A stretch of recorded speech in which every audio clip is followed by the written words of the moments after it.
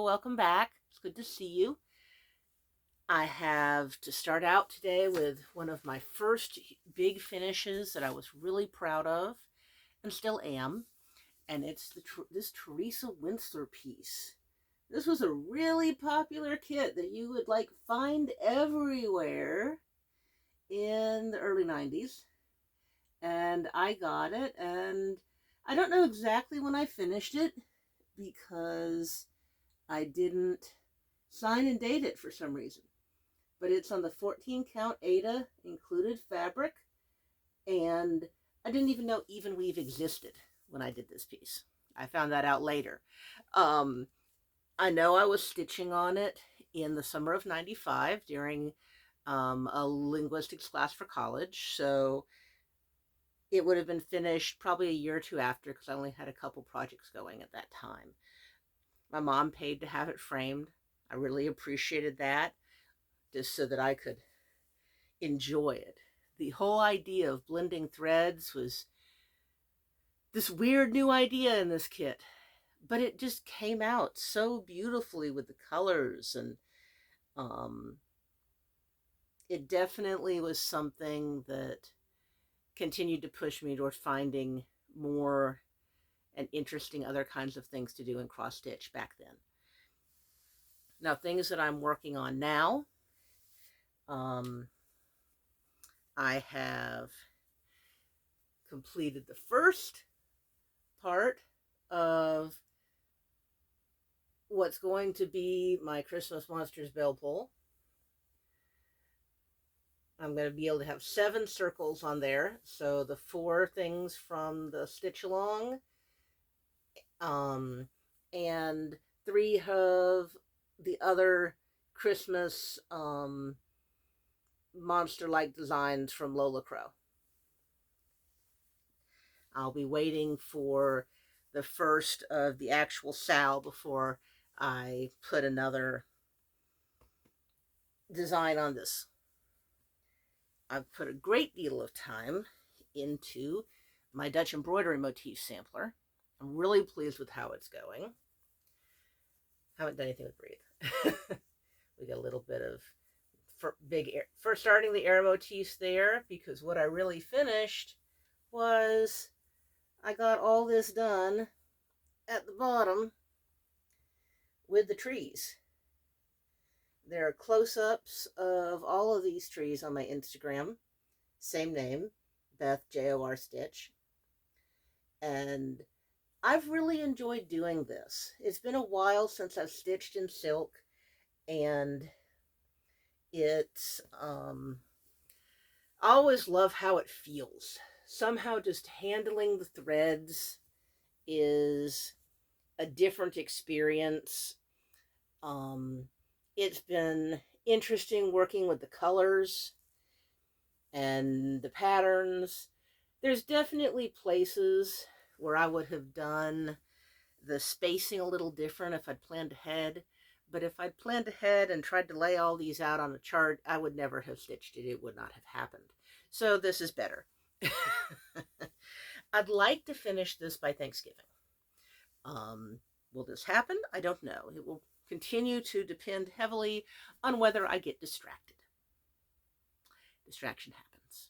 And eventually I do need to get back to working on a couple Christmas presents that I need to do. They're both crochet though, so a little different. I have abandoned the Stitchonomy Halloween stitch along. As much as I enjoyed the format and the little stories, it just wasn't what I wanted to stitch. I wanted to stitch a traditional Halloween thing. I think it's great that she went into a different direction, and if I had been doing them every year, I probably would have really appreciated that, but I haven't been. So I just don't want to do it. So I'm not finishing it. That's okay. I have a little bit of haul. I joined Volcano Stitching's Facebook group, and she did a grab bag, small pieces. And I got 28 count even weaves. We got a really pretty gold. This one's peach pink with little bits of green. This one's a much brighter pink with a little bit of purple. This is a excellent oceany piece. This one's more of a blue kind of gray. This one's that kind of light green silver with some gray in it that's really neutral. And this is kind of a light purple gray. I'm not sure what I'm going to do with any of them, but that's okay. That was the point. It was just fun to get some new hand-dyeds that I could pick and use later. I also ordered from Witchsgardencrafts on Etsy. I got the fabric for the stitch along that she's doing in her Facebook group. Here we go a-wassailing. Here we go a-wassailing among the leaves of green, and my melody is entirely off. I can follow a tune when other people are singing, but not on my own. It just doesn't work that way. And I ordered this piece that was originally intended for that was a like 18 by 18 cut that she was selling for the temperature stitch along, which had started at the beginning of the year. But I grabbed it because I was like, hey, this would be good for the librarian. And that's where I marked it. I don't really consider it a start. It's just a quick spot to mark where I would want the center of the piece to be. And I'd seen in the Little Crow Facebook group, the Haunted Library, the Little Crow Facebook group, I'd seen somebody who had used this fabric, and it looked really good. And I get it. And it's a bit redder than I was expecting. I was expecting more of a parchment. And it's a bit darker than I was expecting. And I could do it on here. And it's a truly beautiful piece of fabric. But it's not what I'd imagined in my head for the Haunted Library. So I keep thinking about it. I haven't made up my mind yet. I went back to my stash because I don't really want to buy a piece of fabric for the same stitched piece twice.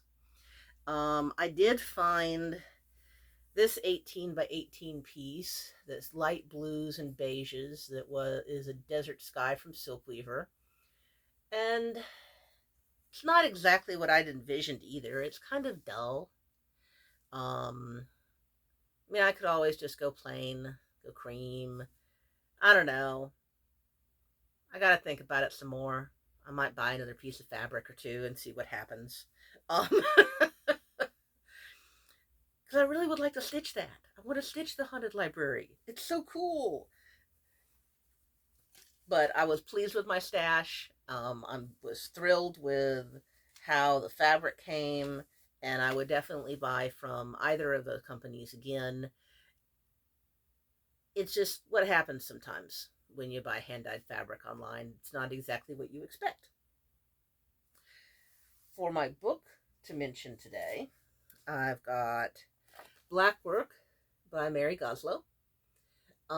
This is probably